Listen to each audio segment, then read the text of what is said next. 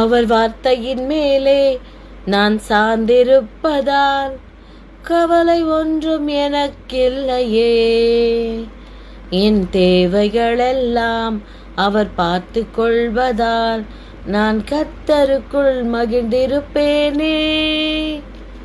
பிரியமானவர்களே, இந்த 99ஆம் நாளுக்கான விசுவாச அறிக்கை, அது சங்கீதம் 119ஆம் அதிகாரம் 103ஆம் வசனம்.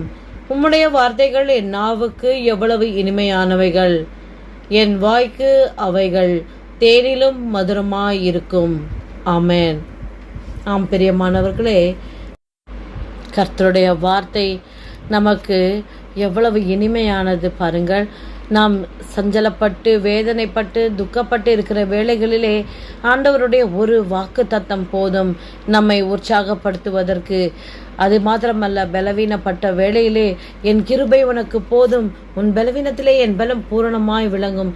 இப்படிப்பட்ட வார்த்தைகள் நம்மை எவ்வளவு ஆற்றி தேற்றுகிறது பாருங்கள் பிரியமானவர்களே.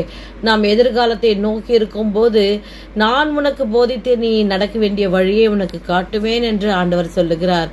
ஆம் பிரியமானவர்களே, தேனிலும் மதுரமாய் இருக்கிறது என்று அன்போடு ஆண்டவர் முன்பாக நீங்கள் அறிக்கை செய்யும் பொழுது அந்த வார்த்தை உங்களுக்கு ஏற்ற வேளையிலே உங்களுக்கு சகாயம் செய்யும், உங்களை பாதுகாக்கும், உங்களை வழிநடத்தும்.